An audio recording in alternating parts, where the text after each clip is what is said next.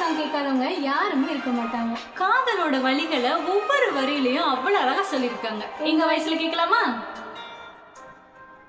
தேடல் வரும்போது